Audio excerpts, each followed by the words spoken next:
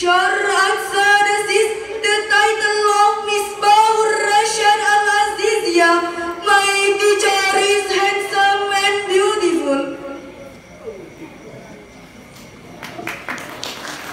Penghormatan yang istimewa kepada Dewan Hakim yang mulia, yang gantengnya melebihi Feral Bramasta, yang cantiknya melebihi Iris Bella, yang insya Allah menjadi ahli syurga. Amin, amin ya rabbal alamin. Dan yang kami banggakan seluruh santri Misbahur Rashad Al-Aziziyah. Masa muda merupakan masa yang penuh dengan harapan, penuh dengan cita-cita, dan penuh dengan romantika kehidupan yang sangat indah. Keindahan masa muda dapat dihiasi dengan bentuk fisik yang masih kuat, berjalan masih cepat, pendengaran masih akurat, pikiran masih cermat, dan kulit wajah yang hitam mengkilat. Walau banyak jerawat, tetapi tidak gawat, karena masih banyak skincare yang terjual di toko-toko terdekat.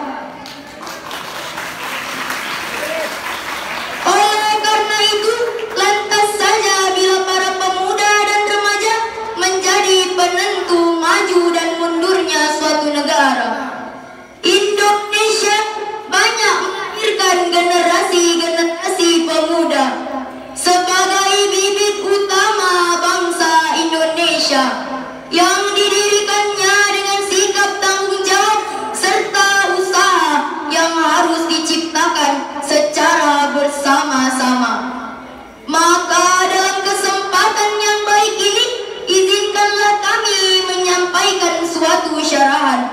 Syarahan ini telah kami kemas dengan kemasan yang rapi, aktual, faktual, tajam, dan terpercaya, yakni yang berjudul Pemuda Indonesia Anti Semena-mena.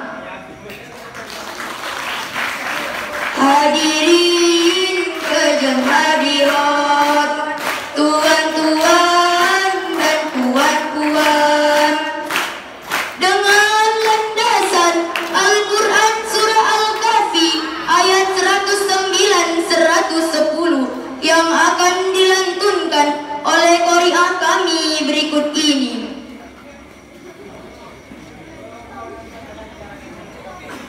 A'udzu billahi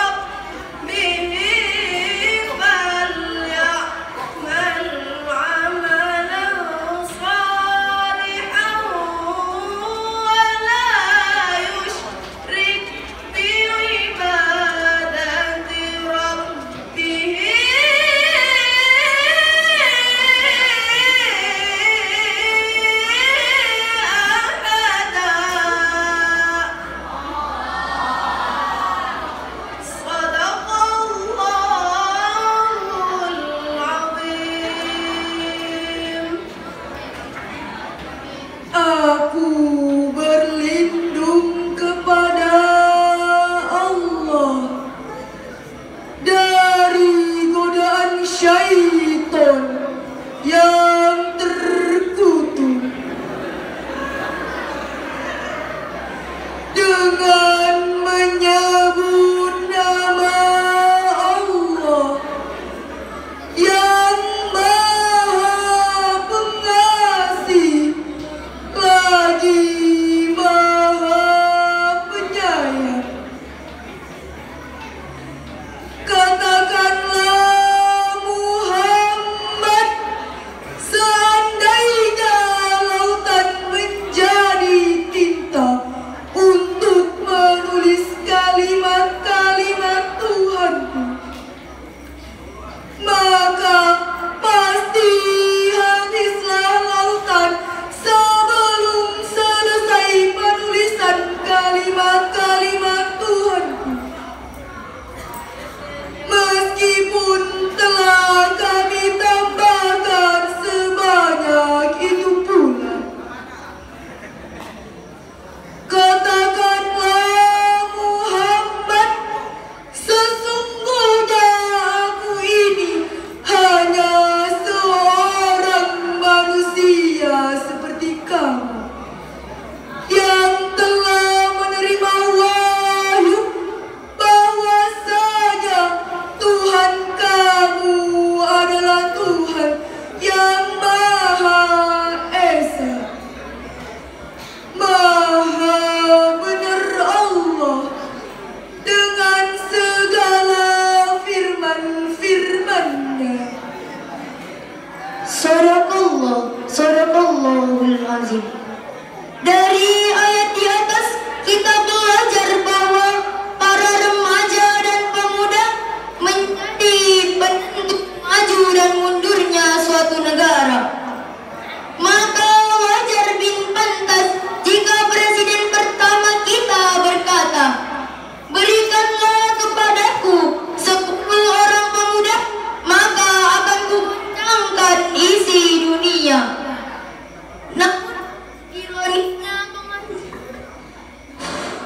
Namun ironisnya kemajuan teknologi dan media bagaikan pisau bermata dua.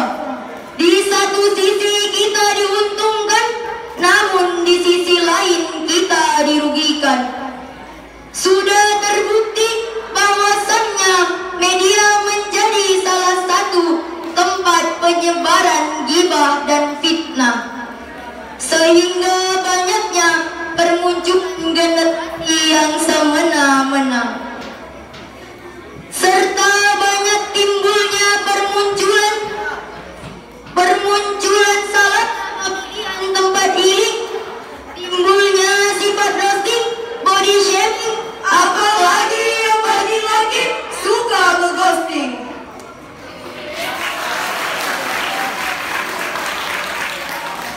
Profesor Dr. Barudin Yusuf Habibie pernah mengatakan, jika sikap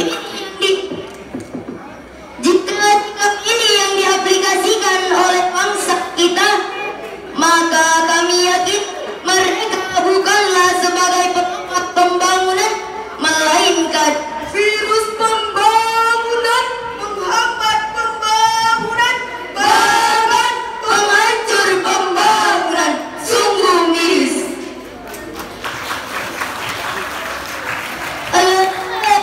Mentang-mentang paling dewasa, sebenarnya ada yang muda. Mentang-mentang paling kaya, sebenarnya menyuruh. Mentang-mentang berkuasa, sebenarnya mengatur. Mentang-mentang paling pintar, sebenarnya menipu. Mentang-mentang paling tua, sebenarnya selalu astagfirullahalazim. Padahal semena-mena saja tidak boleh, apalagi 2 mena-mena, 3 mena-mena, semena-mena. Apa sih penyebab pemuda berbuat semena-mena? Pengen tahu aja, apa pengen tahu banget? Pengen tahu aja banget. Salah satunya adalah kosongnya iman. Kosongnya iman atau ada iman